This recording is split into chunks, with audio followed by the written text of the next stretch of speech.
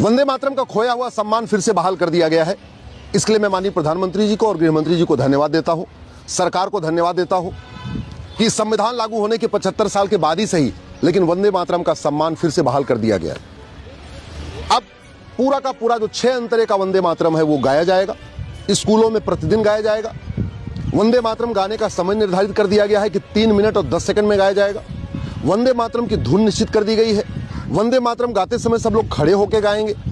प्रत्येक सरकारी कार्यक्रम में वंदे मातरम गाया जाएगा और यह भी सुनिश्चित किया गया है कि जहां जनगण मन और वंदे मातरम दोनों गाना हो तो कार्यक्रम के शुरुआत में वंदे मातरम गाया जाएगा और कार्यक्रम के समापन पे जनगण मन गाया जाएगा।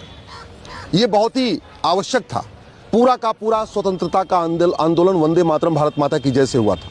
जो पहला भारतीय झंडा डिजाइन किया गया था उसमें भी वंदे मातरम लिखा हुआ था। वंदे मातरम के नाम से अखबार निकलता था, वंदे मातरम के नाम से गजलें लिखी जा रही थी, वंदे मातरम के नाम से नाटक हो रहा था। हमारे स्वतंत्रता संग्राम सेनानी जब उनको फांसी दी जाती थी, उस फांसी के पहले वो वंदे मातरम भारत माता की जय बोलते थे। और जब अंग्रेजों ने यहाँ गॉड सेव क्वीन नाम का नेशनल एंथम इंपोज करने की कोशिश की, उसी के विरोध में बंकिम चंद्र चटर्जी जी ने वंदे मातरम लिखा और पूरे देश में वंदे मातरम गाया गया। केवल वर्तमान भारत में नहीं, लाहौर में, कराची में, सिंध में, ढाका में, चटगांव में, हर जगह वंदे मातरम गाया जाता था। लेकिन कांग्रेस ने तुष्टीकरण के चलते हुए वंदे मातरम को वो सम्मान नहीं दिया जो मिलना चाहिए था। जब संविधान 26 जनवरी 1950 को लागू हुआ, उसके 2 दिन पहले 24 जनवरी 1950 को संविधान सभा की जब अंतिम बैठक हुई, उस बैठक में तय किया गया था कि पूरा का पूरा चूंकि आजादी का आंदोलन वंदे मातरम से हुआ है, इसलिए जनगण मन और वंदे मातरम को एक बराबर सम्मान मिलेगा। लेकिन वंदे मातरम के साथ धोखा किया गया। 1971 में जब नेशनल ऑनर एक्ट बनाया, उसमें जनगण मन के लिए तो पूरा प्रोटोकॉल बनाया कि जनगण मन इतने सेकंड में गाया जाएगा, जनगण मन की ये धुन होगी, जनगण मन सब लोग खड़े होकर गाएंगे, जनगण मन का कोई अपमान नहीं करेगा, जो जनगण मन का अपमान करेगा उसको 3 साल की सजा होगी। पूरा प्रोटोकॉल बना दिया 1971 के नेशनल ऑनर एक्ट में।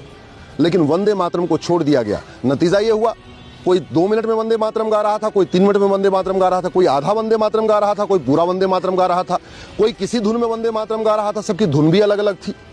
कोई प्रोटोकॉल निर्धारित नहीं हुआ, इसलिए वंदे मातरम का लोग अपमान भी करने लग गए। कई बार ऐसे भी देखा गया सार्वजनिक कार्यक्रमों में बाकी लोग खड़े होकर वंदे मातरम गा रहे हैं, कुछ लोग बैठे रहते थे। क्यों?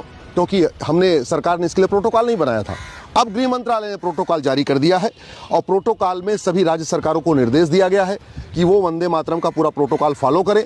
स्कूलों में प्रतिदिन वंदे मातरम गाया जाए। जितने भी सरकारी कार्यक्रम हो, चाहे वहाँ विधायक जा रहे हैं या सांसद जा रहे हैं या मंत्री जा रहे हैं या राज्यपाल आ रहे हैं या मुख्यमंत्री आ रहे हैं, जब भी आ रहे हैं ऐसे कार्यक्रम हो रहे हैं, वहाँ भी उसको वंदे मातरम गाया जाए। ये मुझे लगता है जो भूल हुई थी उस भूल को सुधारने का सबसे अच्छा तरीका था। इसलिए मैं वर्तमान सरकार को, विशेष रूप से माननीय गृह मंत्री जी को और विशेष रूप से माननीय प्रधानमंत्री जी को धन्यवाद देता हूं कि उन्होंने भूले देर से ही सही लेकिन वंदे मातरम के ऊपर निर्णय लिया।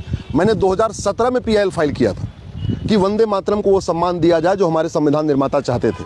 2017 से अभी लगभग 9 साल से मैं इसके लिए लड़ रहा था, इसलिए मुझे बहुत खुशी है कि वंदे मातरम का वो सम्मान बहाल हो गया है।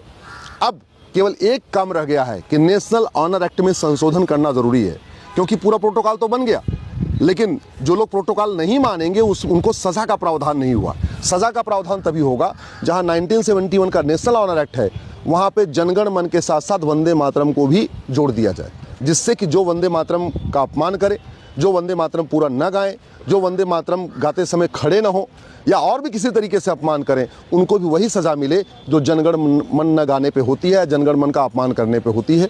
ये बहुत ही आवश्यक था। राष्ट्र प्रेम की भावना जगेगी, राष्ट्रभक्ति की भावना जगेगी, बच्चों में संस्कार जन्म होगा। प्रतिदिन वंदे मातरम गाएंगे, प्रतिदिन लगातार रेगुलर वंदे मातरम गाएंगे तो उनके मन में राष्ट्र के प्रति एक समर्पण पैदा होगा। अलगाववाद, कट्टरवाद की भावना कम होगी, जिहाद, मजहबी उन्माद की भावना कम होगी, क्योंकि प्रतिदिन राष्ट्र वंदना करने से धीरे धीरे करके वो आचरण डेवलप हो जाता है, जिससे लोगों में राष्ट्र प्रेम की भावना जगती है। जापान में कोई गद्दार नहीं है, जासूस नहीं है, मक्कार नहीं है, क्योंकि वहाँ एजुकेशन सिस्टम ऐसा रखा गया है जिससे वहाँ राष्ट्र प्रेम की भावना जागृत हो चुकी है पूरी तरीके से। भारत में अभी भी थोड़ी अराजकता है, उसका तरीका यही है, प्रार्थना बदली जाए, प्रतिदिन वंदे मातरम किया जाए और साथ ही साथ गुरुकुल वैदिक शिक्षा व्यवस्था को भी भारत में लागू किया जाए। मैं आशा करता हूं जैसे वंदे मातरम को पूरा सम्मान मिल गया है, बहुत जल्दी भारत में मुगलों का मदरसा बंद होगा, अंग्रेजों का कॉन्वेंट और मॉन्टेसरी बंद होगा और भारत में गुरुकुल वैदिक शिक्षा लागू होगी। जिन देशों ने हमारी गुरुकुल वैदिक शिक्षा को अपनाया है वहाँ शांति है, समृद्धि है, खुशहाली है। चीन देख लीजिए, जापान देख लीजिए, डेनमार्क देख लीजिए, सिंगापुर देख लीजिए, ये सभी देशों में हमारी वैदिक गुरुकुल शिक्षा व्यवस्था को उन्होंने अपना लिया है। स्किल बेस्ड हमारी जो एजुकेशन सिस्टम था उसको अपना लिया है। वहाँ खुशहाली है। हमारे देश में जो थोड़ी अराजकता है उसका समाधान यही है कि मुगलों का मदरसा बंद कर दिया जाए, अंग्रेज़ों का मॉन्टेसरी मिशनरी बंद कर दिया जाए और भारत में गुरुकुल वैदिक शिक्षा व्यवस्था को लागू किया जाए।